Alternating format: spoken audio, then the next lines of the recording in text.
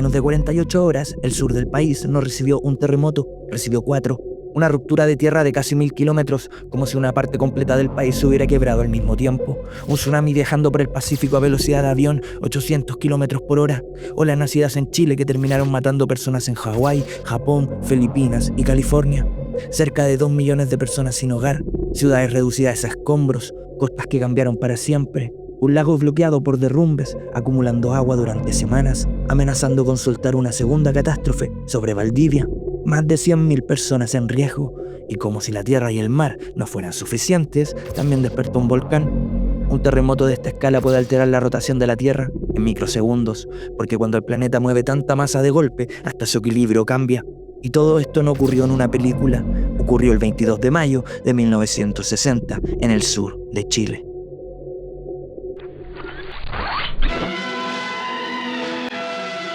The torment of a nation. Chile, its southern half devastated day after day by volcanic eruptions and earth shocks of cataclysmic force, which spread havoc around the entire rim of the Pacific Ocean. Thousands are dead, 1/4 of the nation, over 2 million, homeless, and still the upheavals continue. Whole cities have been reduced to shambles.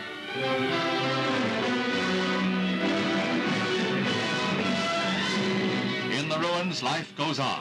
Aid is pouring in, including 2 complete United States Army field hospitals. In a year marked by tragic earthquakes, Chile's has been felt over the greatest area by far, one of the worst earthquakes of modern times. Mountainous tidal waves triggered by the Chilean earth shocks raced across the Pacific at 500 miles an hour. Every Pacific island felt their colossal forces. On Hawaii, 6,000 miles distant, 60 are dead or missing, and damage in the Hilo area may reach $60 million.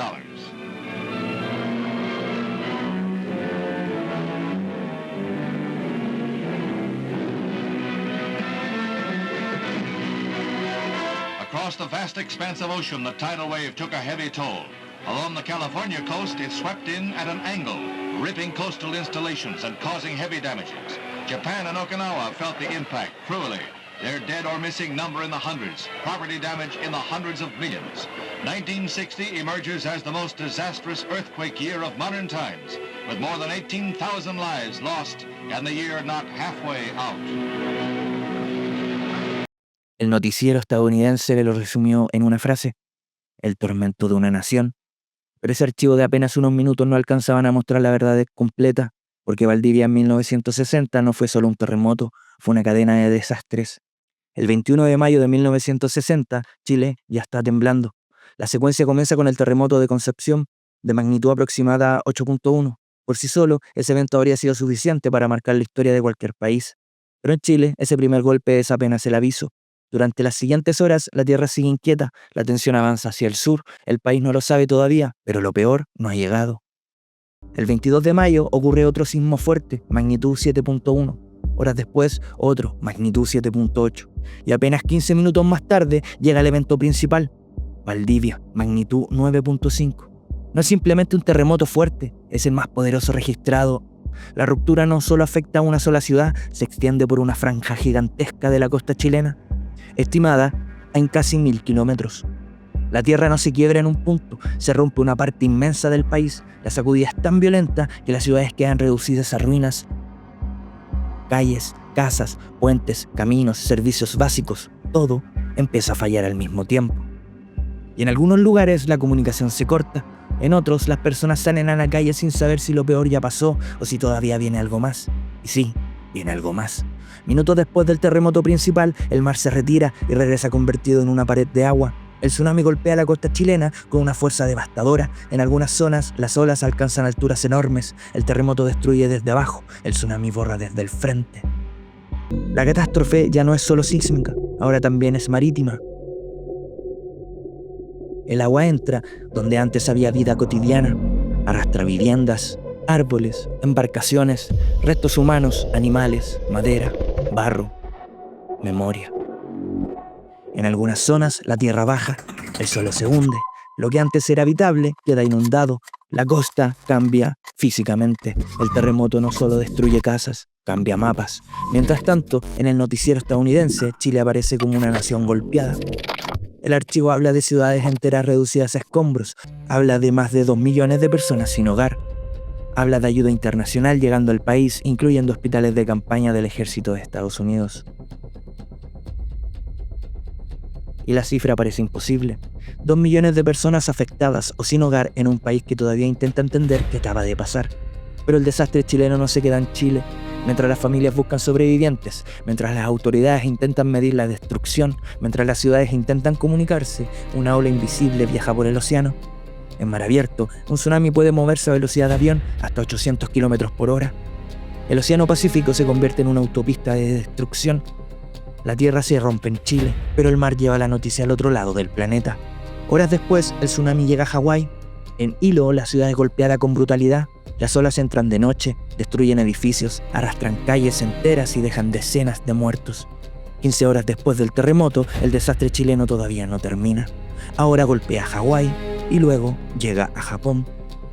Casi un día después del terremoto, Japón despierta con una tragedia nacida al otro lado del mundo.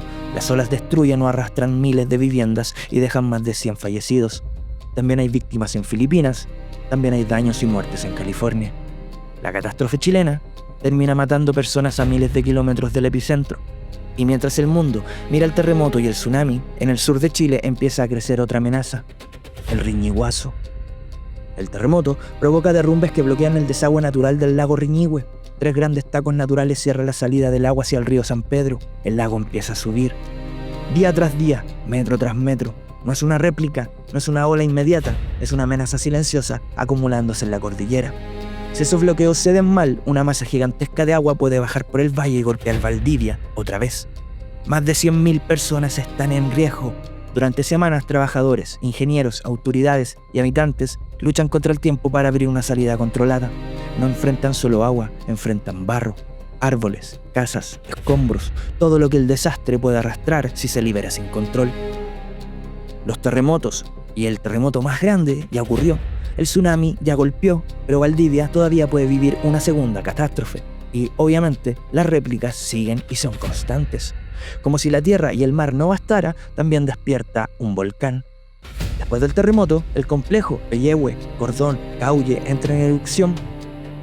El suelo se ha movido, el océano ha cruzado continentes, los lagos han cambiado de nivel y ahora también la cordillera libera ceniza y fuego. Chile no recibe un golpe, recibe una secuencia. 4 terremotos en menos de 2 días, el 9.5, el tsunami, la destrucción costera, el Riñiguazo, la erupción volcánica. Y dentro de esa cadena aparece también uno de los episodios más oscuros y delicados asociados al desastre. El caso Painecur. En Coyileufú, cerca del lago Budi, la muerte de un niño queda vinculada por la prensa y por el sistema judicial a la idea de un sacrificio ritual para calmar las aguas. Es un caso extremo, judicializado, rodeado de versiones, atravesado por tensiones culturales, políticas y jurídicas. No es un dato para narrar con morbo, es una muestra de cómo, en medio de una catástrofe total, también aparece el miedo, la desesperación, la incomprensión y las fracturas profundas de una sociedad.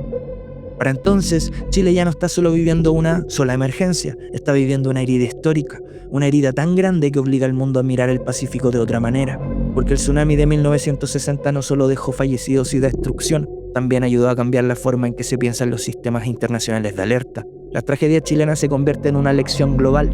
Desde entonces, el océano ya no puede ser visto como una distancia segura.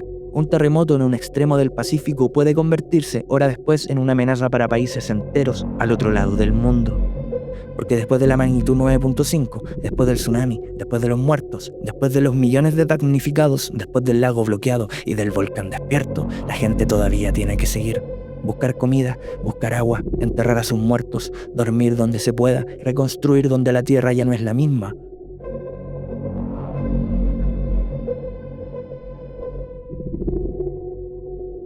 Muchas gracias por llegar al fin del video. Mi nombre es Selva y como siempre son bienvenidos a Fragmentos.